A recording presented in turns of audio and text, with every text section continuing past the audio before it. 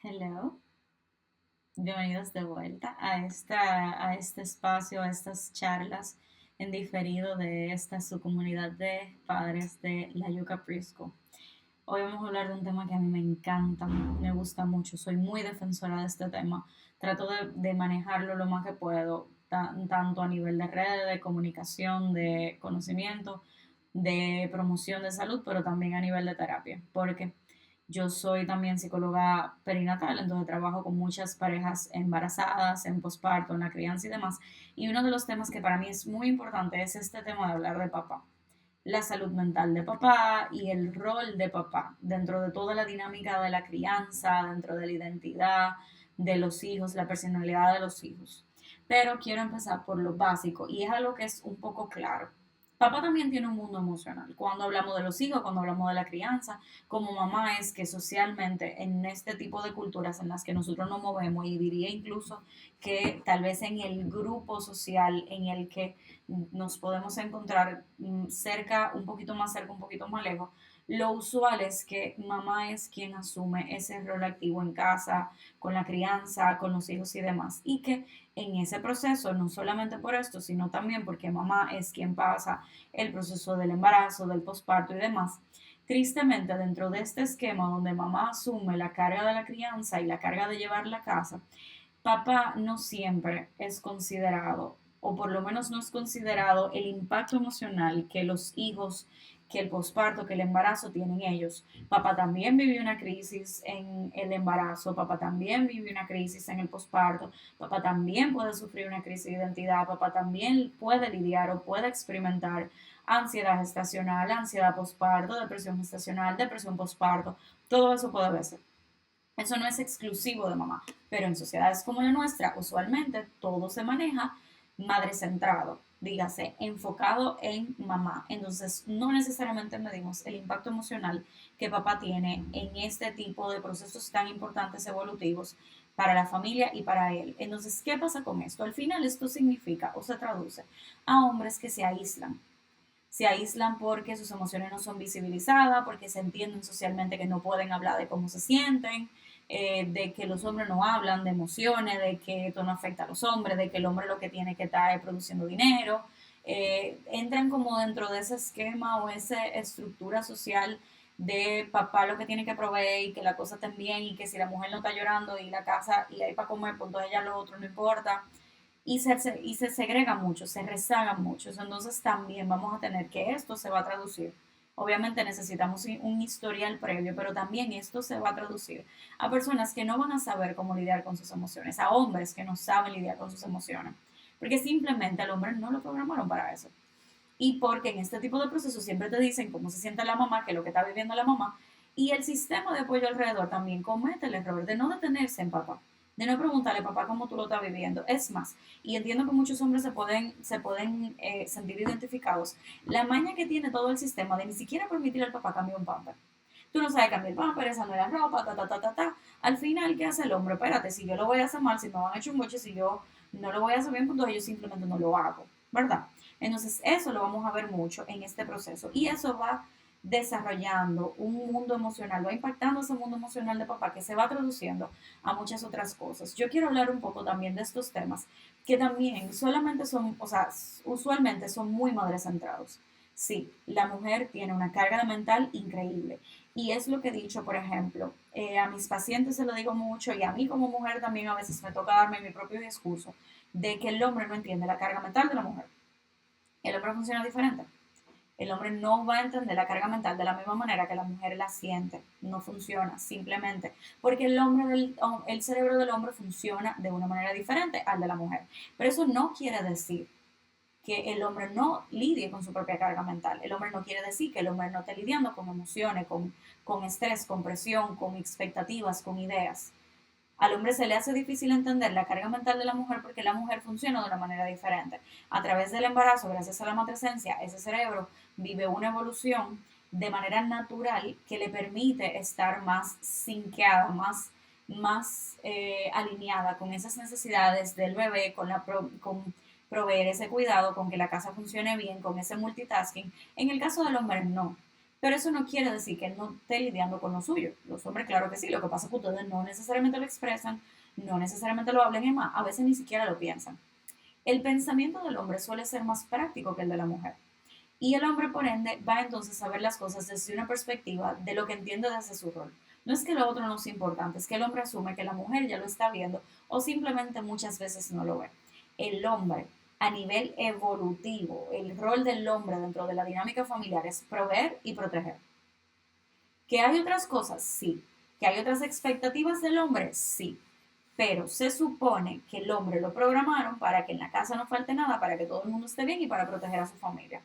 Lo que quiere decir que su pensamiento va a ir enfocado a que no falte nada, a que los medios estén para lograr los planes que hayan y que su familia esté protegida. Eso quiere decir que cuando, vamos a decir, viene un nuevo hijo, un nuevo bebé, el hombre está pensando una nueva habitación, hay que comprar pamper, el baby shower, hay que buscar los 200, 300, 500 mil pesos del parto, hay que buscar entonces lo del médico, entonces el colegio, hay que ahorrar, hay que producir más dinero porque hay que ahorrar. La mujer está pensando, oh Dios mío, voy a ser madre, mi cuerpo va a cambiar, viene otro hijo, la dinámica. La mujer se va a la dinámica, el hombre se va al dinero, a lo que necesita proveer ahora para que su familia esté bien, para no bajar la calidad de vida, para no faltar en lo que se supone que le toca, mientras la mujer se encarga que el nursery, que el baby shower va a ser de no sé qué, de que entonces hay que poner a un niño con el otro, de que entonces hay que mudarse a un apartamento más grande, no, es lo que está viendo, en cuánto le va a salir un muchacho nuevo. Y eso no está mal,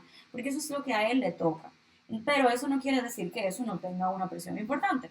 Entonces, en el caso del hombre, como el hombre no habla, como el hombre no necesariamente va a expresar que se siente estresado, que se siente cargado, hasta que ya tiene muchas cosas, no va a saber expresar o no se va a ver de entrada la carga mental que él está manejando. ¿Cómo nosotros podemos ver la carga mental del hombre? ¿O dónde se ve la carga mental del hombre? ¿Qué es lo que al hombre le pesa usualmente? Esa presión por ser el hombre ideal. El hombre ideal tiene una familia funcional, una mujer feliz, hijos sanos, en un buen colegio, no les falta nada, tiene un buen trabajo, puede salir, puede, la esposa quiere comprar algo, quiere viajar, lo que sea, él tiene que tenerlo, los hijos quieren algo, o sea, tiene que ver con eso. Que llega a su casa y que la mujer esté feliz. Entonces muchas veces el que la mujer esté feliz es que ella haya podido salir, que ella tenga tiempo para ella, que ella tenga dinero para ella, que ella no llegue a limpiar, y ahora, o sea, como que todo eso de lo que se supone que el hombre debería estar haciendo para que su casa funcione bien. Luego vamos a tener la presión por no fallar. El hombre no puede cometer errores. A la mujer se le permite cometer errores, al hombre no se le permite cometer errores. La mujer puede expresar sus emociones, el hombre no puede expresar sus emociones. El hombre tiene que hacerlo bien, porque el hombre tiene la presión de que en su casa él es el que manda, él es el que lleva el control, él es el que resuelve. Entonces el hombre no puede cometer errores, porque un error del hombre se puede convertir en un estrés para la mujer. Nadie quiere una mujer de mal humor molesta en su casa.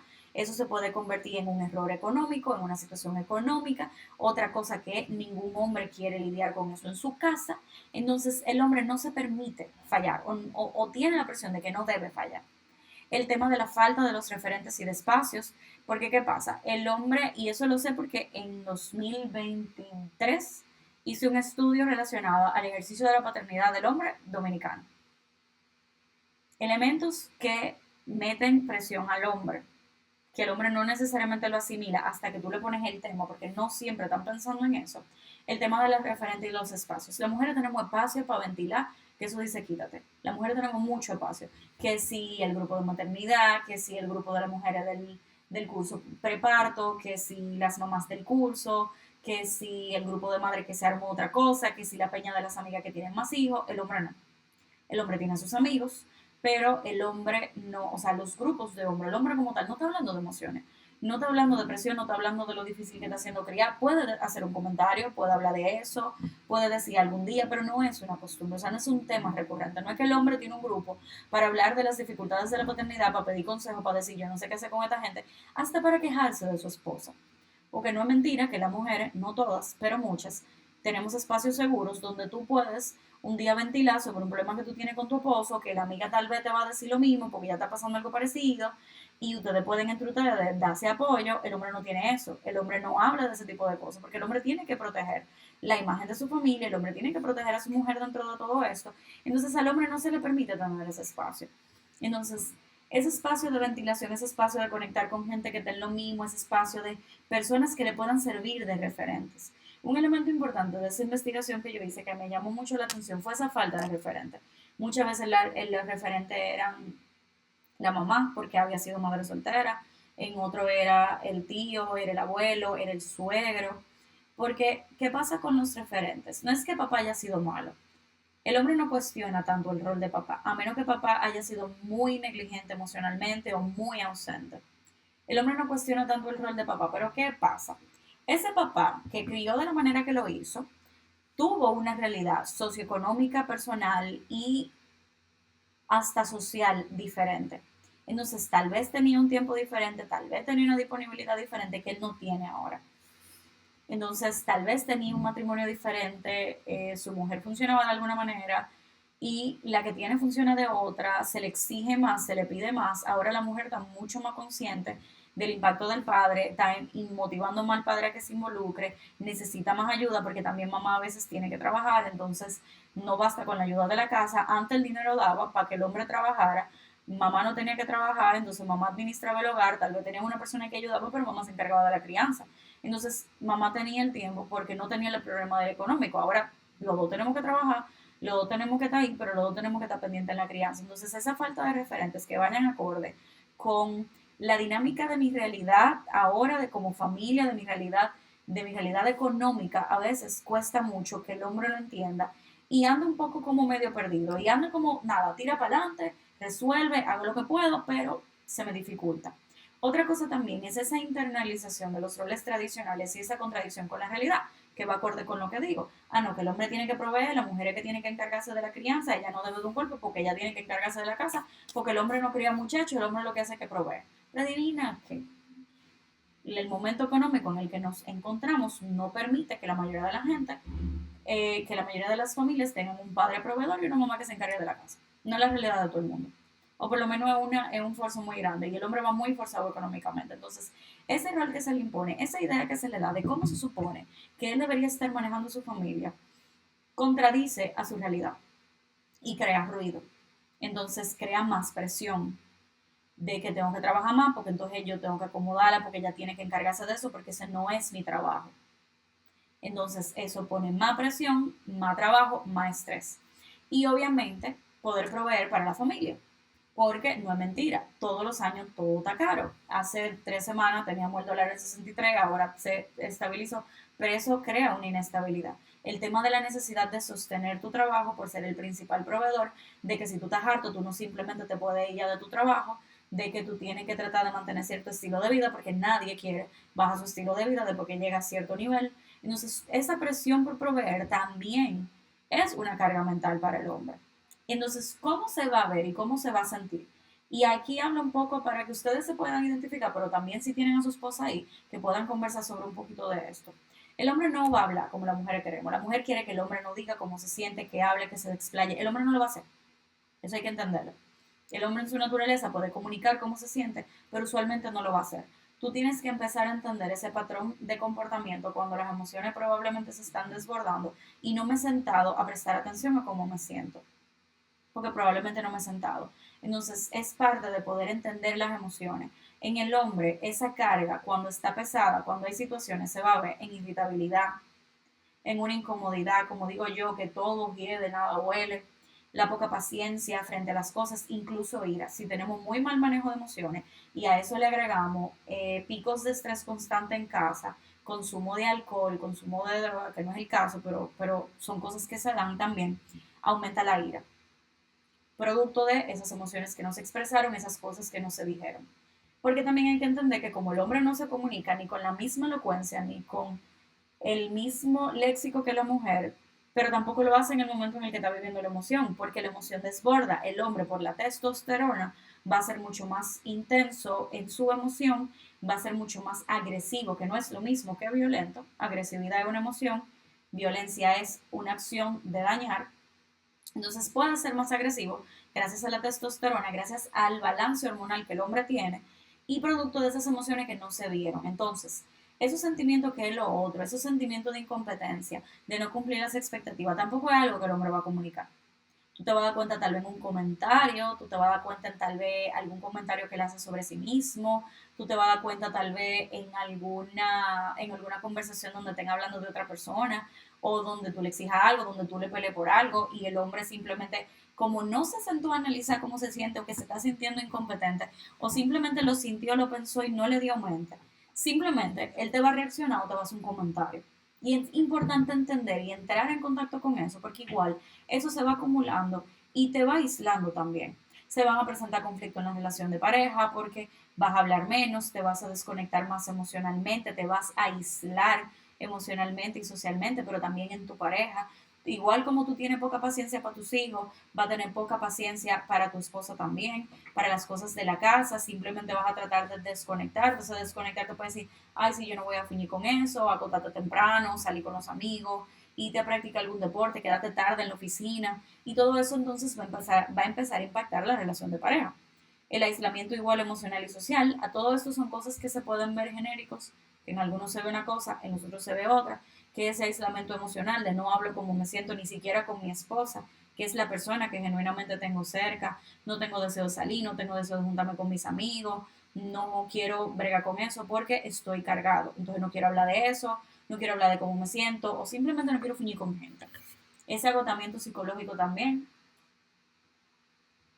que es ese agotamiento mental de wow, no tengo energía, no tengo capacidad cognitiva, estoy cansado, no logro descansar, no logro dormir bien, tengo como la cabeza como con muchas cosas y esa desconexión en su ejercicio de la paternidad, que es donde está el tema importante. Porque la esposa, si tú hablas con ella, después de la ira, después del problema, después de la desconexión, ella te puede entender. Entre los padres tú puedes buscar, o sea, entre la pareja tú puedes buscarle la vuelta a la cosa. Pero esa desconexión del ejercicio de la paternidad, a veces en el caso del hombre, toma un poquito más darse cuenta que está pasando. Y se pasan muchas cosas importantes en eso y el vínculo con los hijos se va alejando. No quiero decir deteriorando porque estamos hablando de niños pequeños, pero sí se van alejando. Y es por el mismo tema de tal vez no permitirte sentir lo que estás sintiendo, no tal vez conectar con tus emociones y canalizarla de una manera sana, o de no permitirte sentirte vulnerable, sentirte humano frente a esto, que todo el mundo de una manera u otra se ha sentido impactado en algún momento. Entonces, vamos a entrar a materia, porque ok, yo te digo todo eso tú lo puedes resolver tú lo puedes ir a terapia, tú puedes empezar a hablar con tu esposa de cómo tú te sientes, pero bien, ¿por qué tú estás escuchando esto? Porque tú quieres saber cómo eso impacta a tus hijos. ¿Quién es papá en la vida de los hijos? Yo resumí la mayoría de los principales o los más importantes enunciados de psicología que tienen que ver con esto. Obviamente es mucho más de ahí, pero me voy a lo básico. Lo primero es que papá es el primer modelo de autoridad y moldea la relación que los hijos van a tener con las figuras de autoridad y con las dinámicas de poder. Ese hijo que le cuesta adaptarse a una dinámica de poder aún cuando está subordinado, ese que se revela ante la autoridad aunque sea pendejo, que no le pueden decir qué hacer, que le molesta tener una persona de jefe, que le molesta que su esposa le diga algo, son personas que probablemente tienen conflictos con la figura de papá. Papá es la figura de autoridad. Papá está para poner el orden, para estructurar el orden, como dice el segundo punto. Él es quien establece el esquema moral. Papá es el norte de lo que se supone que se tiene que hacer, porque papá es la columna. La cabeza es la columna, o sea, papá es que hace que las cosas pasen. Papá es esa estructura de autoridad, de poder, de dinámica, de lo que el niño aspira. El niño varón quiere ser como papá. El niño varón quiere emular a papá y aunque como adulto tú digas, no, yo no quiero ser como mi papá, como niños sí querían eso, porque papá es el modelo. Entonces papá es también el que establece lo que está bien y lo que está mal. Por eso vemos mucha gente, en terapia por lo menos yo lo veo, que cuando tú exploras por qué le cuesta tanto esas dinámicas de poder, esa lucha con la figura de autoridad, por qué necesita tener el control de la cosa, muchas veces viene por un conflicto con la figura de papá. También el tema moral. Esos muchachos de barrio por ejemplo, que entienden que el dembow es la vuelta, por decirlo de una manera, que entienden que eso es lo correcto, que lo que tienen es que vender droga, que ese dembowcero, que no sé qué. Si ustedes se fijan, uno de los principales problemas de esa población es que hay padres ausentes. Y papá es que monta este esquema moral. Entonces, si mamá tiene que trabajar, porque muchas veces son hogares monoparentales donde papá no pinta nada, donde solamente está mamá y mamá encima tiene que proveer porque no todo el mundo se compromete con su paternidad, ese hijo va a buscar un modelo varón del mundo porque necesita ese esquema. Entonces, ese esquema se va a ver influenciado por esas figuras de autoridad que estén, que le sirvan de esquema. Si el del barrio, y lo sé porque he visto casos, porque me ha tocado en mi carrera rotar en hospitales, donde es simplemente una falta de autoridad y el hombre del punto del barrio agarró los carajitos, como tenían 12, 13 años, como ellos no lo van a parar, y lo ponían a hacer mandado, pero le daban un esquema. No, ven, yo te voy a adoptar, tú eres mío, le dan consejos, le montan en su cabeza ese esquema moral que no pertenece a ellos y le hacen creer una película de que eso es lo correcto. Pero porque no tuvieron un papá presente que le diera esa estructura. Papá tiene que hablar, y no es solamente en sus actos, papá tiene que hablar, tiene que comunicar, tiene que decirle lo que está bien, lo que está mal desde pequeños. Tiene que ser esa figura de autoridad y ejercerlo, con amor, pero ejercerlo. Papá también es quien abre a sus hijos a la construcción de su identidad como sujeto. En el caso del hombre, del varón, papá es esa figura masculina de la cual él tiene que aprender y moldearse.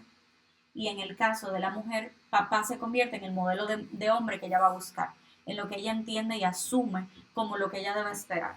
Y un ejercicio que yo hago mucho en terapia, cuando recibo, por ejemplo, hombres que no están felices en su matrimonio, que se quieren divorciar, o hombres que no están felices en su vida, que están manejando depresión pero no se quieren mover, o hombres que les cuesta tomar decisiones, están en situaciones tóxicas, yo les digo, ¿eso es lo que tú quisieras para tus hijos? ¿Tú quisieras que tu hija, por ejemplo, tuviera una pareja como tú? Si no es así, muévete. Tan sencillo como eso. Que suena más sencillo que hacerlo, decirlo que hacerlo, pero igual. Entonces, en el caso del varón, el varón va a emular a papá y va a querer ser como papá. Entonces, esa identidad empieza a forjarse a partir de ahí. Papá también, en el caso de la mujer, no solamente se convierte en ese referente masculino, sino que también papá es el primer amor de la hija. Papá es ese deseo, ese amor, esa persona de la que yo quiero aprender, como yo quiero ser. Papá es esa persona. Y no obstante eso, también papá es quien refuerza la autoestima de la mujer, de la niña. Lo que la niña internaliza como lo que debe esperar del hombre viene de lo que papá la hizo sentir que ella merece. No solamente de cómo la trató y de cómo trató a su mamá, sino también de lo que habló, de cómo se comunicaba, de cómo le hablaba a ella, a mamá. Papá es esa estructura. También papá cubre las necesidades básicas, pero no solamente económicas. Estamos hablando de seguridad, de pertenencia, de esa estructura a la que yo pertenezco, de la familia con la que yo me identifico y de amor. Entonces, eso va a permitir que el hijo alcance un potencial con una buena autoestima y una buena autorrealización. Por ejemplo, cosa que yo veo muy común en mi terapia. Mujeres, adolescentes incluso, que están tomando malas decisiones de pareja, que están luchando con una buena elección de pareja, que están en ambiente tóxico, que están en relaciones tóxicas, no sanas, y vienen mucho por el tema de cómo ellas se sienten consigo mismas, de su autoestima, de que han asumido que eso es lo que se merecen, que eso es lo normal. A veces es lo normal porque vienen de padres muy parecidos, porque al final en nuestras relaciones buscamos a nuestros padres, pero también viene por el discurso que yo recibí de papá.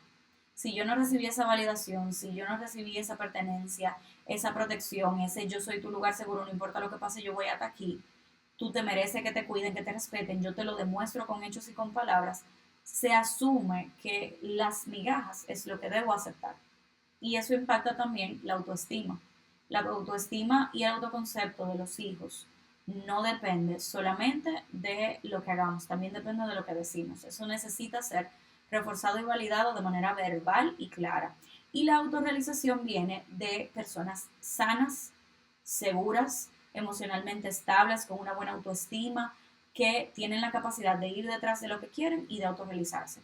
Papá es el sistema seguro, ¿verdad? Entonces, si papá no me hace sentir segura o seguro, yo voy a dudar de mí, yo voy a no confiar en que yo pueda hacer lo que yo entiendo que yo tengo que estar haciendo, de que yo puedo lograr lo que yo entiendo que tengo que lograr. Y entonces eso se va a traducir entonces a que yo no confíe en mí. Y no es que papá no me dio las facilidades, porque también no podemos tampoco darle toda la facilidad a los hijos. También tenemos que ayudarlos a ellos a que aprendan a ganarse las cosas. Entonces, otra cosa importante, un padre sensible y disponible va a crear vínculos seguros, igual como lo hace la mamá. En la ausencia emocional del padre crea adultos inseguros. Papá es en gran parte importante por el tema de seguir reforzando y creando ese apego seguro con esos vínculos fuera de mamá. Porque con mamá hay una conexión biológica que se da desde el vientre. El vínculo con papá se construye a través de el piel con piel, cuando el bebé está recién nacido, se construye a través, bueno, recién nacido y pequeño también, se construye a través del compartir, se construye a través del apoyarse. Entonces, papá necesita estar disponible, necesita ser sensible, necesita conectar para que ese adulto pueda sentirse seguro y pueda crear ese apego seguro en sus relaciones. Papá es clave también para el aprendizaje de la regulación emocional. Sí, papá es clave para el aprendizaje de la regulación emocional, no solamente es mamá. Y por eso tenemos muchas veces muchas personas que no saben regularse emocionalmente, porque la carga solamente recae en mamá. En mamá yo veo, él vamos a respirar, él vamos a hacer tiempo fuera, él vamos a comunicar las emociones, vamos a hacer este ejercicio. Y en papá veo el encerrarse y no hablar cuando está molesto, el gritar cuando ya se molestó o estaba sobrecargado, el alejarse, el no decir nada, dejarlo todo a mamá, decir que no tiene nada cuando se nota que tiene algo, porque eso se nota y los hijos lo sienten también. Entonces, al final ese impacto se queda. Entonces, ese padre ausente, ese padre frío, ese padre autoritario. Recuerdan que yo dije que papá tenía que ser la figura de autoridad y la moral, ¿verdad? Pero no es simplemente autoritario de tú haces lo que yo diga y ya. Es autoritario de yo soy la figura de autoridad. Pero el autoritarismo es, aquí se hace lo que yo diga y aquí no hay espacio a que tú pienses, que tú digas, que tú sientas, nada. Aquí no hay espacio de nada. Tú haces lo que yo diga y eso es lo que toca y ya. Entonces, eso es lo que el hijo no necesita. Necesita esa figura de autoridad, pero no necesita ese padre que es lo que yo diga y no te doy espacio ni a pensar, ni a analizar, ni a ser consciente, nada. Entonces, eso a la larga va a tener impactos negativos en los hijos. ¿Por qué? Porque aparte de que el patrón se replica, porque el hombre aprende a ser padre a partir del padre que tiene, la paternidad no se hereda simplemente del esquema, se aprende bajo la emulación de papá y se aprende bajo el asumir los roles de su grupo social y de su dinámica familiar en la que crece. Aparte de eso, es porque a la larga se puede ver no solamente el tema de autoestima que yo les decía, que lleva a las personas a desde apegos no sanos, a conectar de manera no sana con otras personas, a tener tema en sus relaciones de pareja, sino también que eso se va a ver en personas con problemas de adicción, que le puedo incluso buscar porque si les interesa. Hay un testimonio de un chef dominicano que habla de cómo la dinámica familiar en su casa impactó en el desarrollo de su adicción, enfermedades crónicas, crónica, autoinmune, catastrófica, de todo, porque tiene un impacto importante en la sociedad, en la salud, perdón. Le puedo recomendar también libros si les interesa, en los trastornos de ansiedad, en la depresión y en la desconexión consigo mismo. No solamente con mi alrededor, sino también conmigo, donde se ve afectada la autoestima, la identidad, el autoconcepto y, y se convierte entonces eso en una incapacidad de la autorregulación. Entonces, ok, dije problema. ¿Qué es lo que vamos a hacer?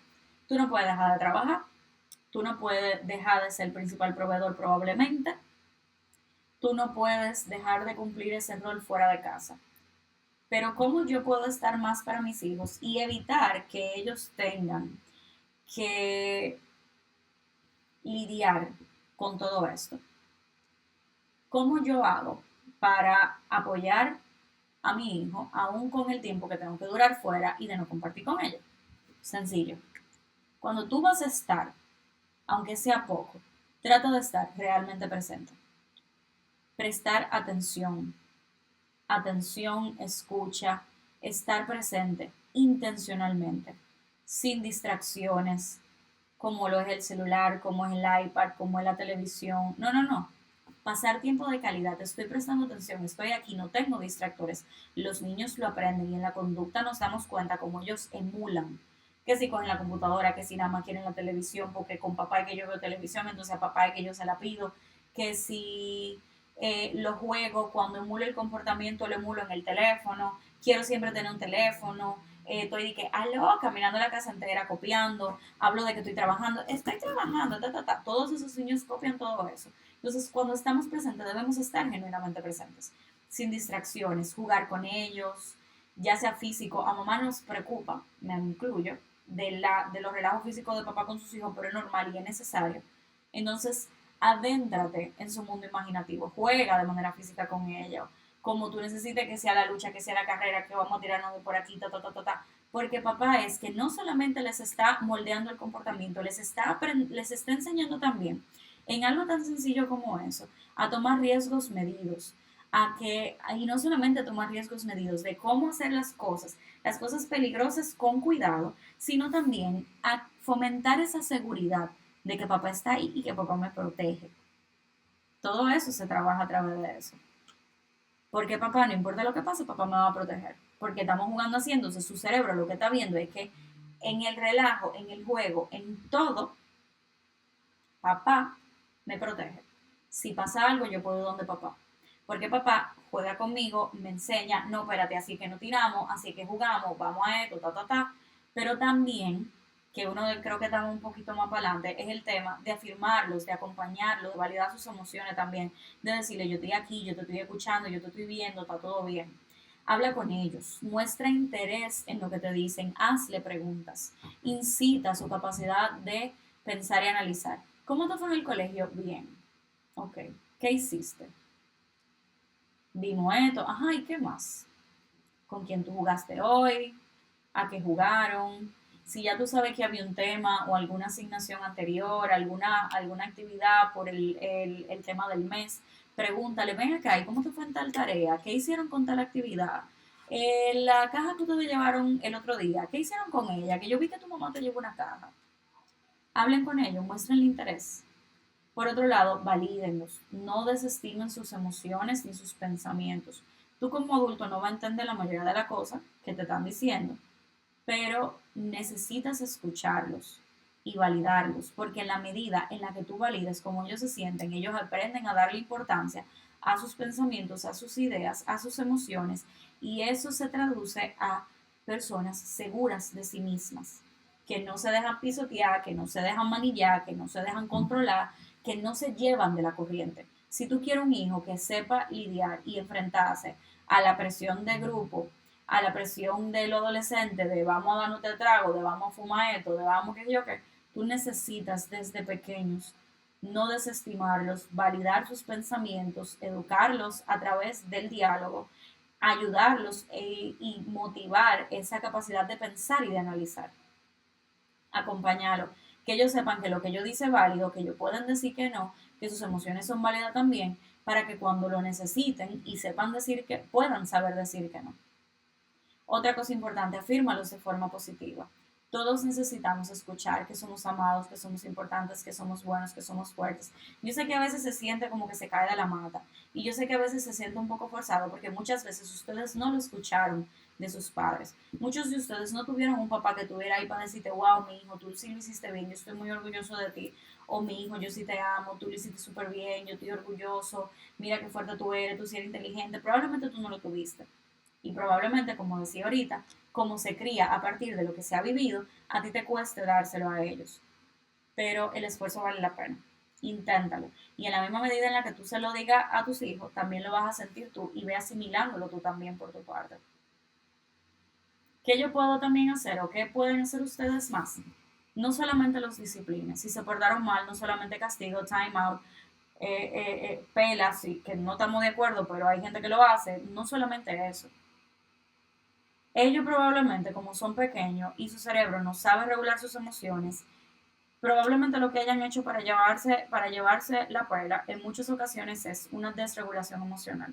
Porque su cerebro se satura de oxitocina, no sabe cómo manejarla, no tiene los canales neuronales para poder hacerlo y se desborda. Entonces, tú pelearle lo que va a provocar es otra reacción emocional en él, que se va a mezclar con la reacción emocional anterior. Entonces, tú no puedes simplemente te llamé la atención, te di papá o la mano, te dije ya, cuídate. No, no, no. Tú puedes llamar la atención, Emma, tú puedes darte el pau pau ahí. Eso no se hace. O lo que sea, lo que tú entiendas que funcione. Pero tú tienes que acompañar esa emoción que viene. No es solamente te portaste mal y ya, y el niño está llorando, desgranado en el piso dando gritos y tú lo estás mirando. No, no, no. Lo disciplinaste. Él va a reaccionar, porque si nosotros como adultos reaccionamos a que nos llamen la atención, a que nos hablen mal, a que nos disciplinen, imagínate un niño que no tiene la capacidad de razonamiento de un adulto. Él te va a reaccionar emocionalmente, él te va a llorar, él te va a pelear, él te va a decir cualquier cosa, pero tú tienes que acompañar esa emoción, tú tienes que validarla. Yo entiendo que tú te sientes molesto porque yo te llamé la atención. Yo entiendo que a ti no te gustó que yo te dijera que no, pero eso es lo que hay. Eso es lo que hay. Pero no se puede. Yo sé que a ti te molestó que yo te dijera eso, pero eso es lo que toca. No queda de otra. Papá tiene que llamarte la atención. Ese es tu trabajo, llamarte la atención. Y consuélalo. No importa que si tú le acabas de llamar la atención porque lo hizo mal y él está llorando, tu llamada de atención no se va a caer si tú lo abrazas. Tu boche no va a dejar de tener validez si tú lo abrazas. Tu boche, tu llamada de atención y tu límite hacia tu hijo deja de tener validez cuando tú no cumples las consecuencias que tú prometes.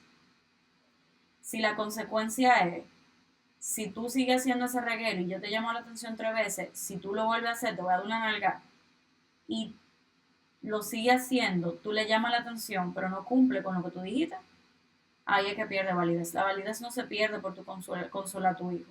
Aunque tú le acabas de llamar la atención, la validez no se pierde porque tú le pusiste time out y él no quiere y tú ves que está muy desbordado emocionalmente y tú lo vas a dejar porque sí, porque él tiene que entender. No, no, no. Tú lo puedes consolar y después volvemos al time out. Si la consecuencia es que si se porta mal, no come helado y se queda en la salida de ella come helado, si eso es lo que tienes que hacer, tú lo haces, pero tú no dejas de consolarlo. Ah, que hay un viaje y como tú te estás portando mal, tú no vas, perfecto, no fuiste. Él va a llorar, él va a patalear, él se va a incomodar, él se va a quejar, él va a hacer su lío.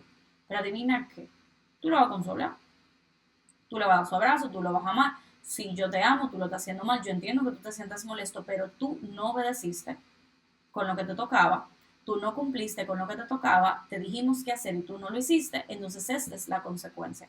Ahora, la consecuencia tiene que estar clara, y eso lo podemos ver un chisme para adelante, la consecuencia tiene que estar clara. Pero tú no tienes, o sea, tu figura de autoridad, tu llamado de atención no pierde validez si tú abrazas a tu hijo porque él está llorando. Tu llamada de atención y tu límite y tu autoridad pierde validez en el momento en el que tú dices que tú vas a hacer algo y no lo haces. En el momento en el que tú dices que tú vas a retirar un privilegio y no lo retiras. Ahí se pierde, pero no en el consuelo. Entonces, también es importante, permítete ser vulnerable con tus hijos. Explícale lo que tú también estás sintiendo y cómo tú lo manejas. Aunque tú creas que no te entiendan, no importa, tú lo haces. Papá, papá, ¿qué? ¿Qué es lo que te, qué? Estoy molesto, mi amor. Hoy papá no se siente bien, tuvo un problema en el trabajo, estoy molesto, dame un momento, vamos a jugar ahora. Papá ahora mismo no puede jugar, dame un momento. Comunícate. Tus hijos no necesitan que tú seas perfecto ni que te quejes de nada. Ellos lo que necesitan es un padre humano con quien identificarse. Porque adivina qué pasa con ese niño que no tiene un padre, que no tiene un padre humano, que no tiene un padre vulnerable, que tiene un padre perfecto, que todo lo hace bien, que nunca comete un error, que nunca deja de tener la razón, que tiene la razón por encima de todo. Ese niño no se identifica con su papá y cuando comete errores, cuando la caga, como dicen por ahí, ese niño no conecta con papá. Cuando tengo un problema de adolescente, de que metió la pata, de que chocó el carro, de que pasó una situación, no va a llamar a papá porque papá no lo va a entender porque papá es perfecto y papá no comete errores. Y papá me dijo muchas veces que hiciera eso y como papá no comete errores, papá no me va a entender. Y lo mejor que puede pasar es que llame a un adulto de confianza, seguro, un tío, un primo grande, un hermano mayor. Pero probablemente no va a llamar a papá porque papá es perfecto, papá no se equivoca. O papá no está disponible para que yo vaya a llamar a papá con un problema de que yo me acabo de joder si mi papá no está pendiente, no está bien. Mientras yo saque buena nota, él no le importa más nada de lo que yo haga. Y así se va viendo a la larga. Entonces, tienes que aprender a balancear los roles. No todo en la vida es trabajo. Y ahí te lo dejo, porque vamos a hablar de eso en otro punto. No todo es trabajo. Tienes que sacar el tiempo. Tienes que cuidarte también. Una buena alimentación, ejercicio, tiempo al aire libre, procesa tus emociones, a terapia si tú entiendes que lo necesitas, tener una peña de amigos donde ustedes puedan hablar de cómo se sienten, necesitas desahogarte, hablar con tu esposa también, tú tienes que cuidarte, tu sueño, tu alimentación, etcétera. Reorganiza tus prioridades. Aquí es que quiero detenerme. En el único lugar donde tú eres irreemplazable es en tu casa. Si mañana a ti te pasara algo, Dios no lo quiera, la empresa va a seguir, las cosas van a seguir funcionando. En el único lugar donde se van a joder, como dicen por ahí, es en tu casa.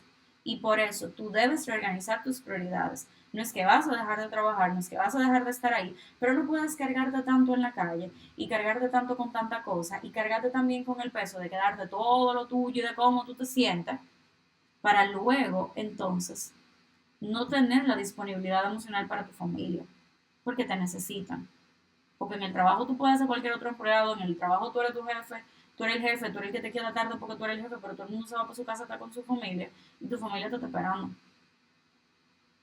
Y si a ti te pasa algo, todo el mundo probablemente puede conseguir otro trabajo, todo el mundo probablemente puede tirar para adelante, pero adivina quién se va a joder, tu familia. Y ese es el único lugar donde tú eres irreemplazable. Entonces, dentro de todo, ¿con qué yo quiero que ustedes se queden? Quiero que te quedes con que tus hijos no necesitan que seas un padre perfecto. Ellos necesitan un padre que sea humano y sea vulnerable. Tú no vas a ser menos hombre porque hables de tus emociones con tus hijos o porque ellos te vean transitarlas. Aprender a lidiar con tus emociones y a regularlas es una manera de que tus hijos también aprendan, porque aprendemos por imitación. Tampoco tus hijos necesitan todos los lujos del mundo, todo lo más caro, lo mejor de todo. Necesitan tener experiencias contigo, necesitan tiempo de calidad, necesitan recuerdos. Nadie recuerda haber tenido el mejor carrito, a menos que se haya algo muy específico, como un recuerdo muy específico. A nadie le importa si tenía más juego que el otro. Recuerda todo lo que estaba alrededor de ese carro perísimo y de esos muchos juguetes. Recuerdan las experiencias, recuerdan el tiempo contigo, recuerdan esos domingos en familia, recuerdan esos viajes de diciembre. Eso es lo que recuerdan. Eso es lo que ellos necesitan. Y lo último es, tú no necesitas ser el que mejor maneja las emociones, el que mejor lo hace todo, pero tú sí necesitas sentirte contenido y apoyado. Y lo mismo necesitan tus hijos. Tus hijos no necesitan que tú manejes perfectamente tus emociones. Tus hijos necesitan poder ser contenidos y apoyados por ti. Entonces, dicho todo esto, muchas gracias. Trato de hacerlo lo más corto posible porque, ¿verdad? El tiempo da. Espero que lo aprovechen. Y si tienen comentarios, pueden escribirme de manera privada. Ustedes tienen mi número en el grupo de la comunidad de padres. Y por el grupo de la comunidad de padres me encantaría leerlos también. O sea que nos vemos en la próxima charla.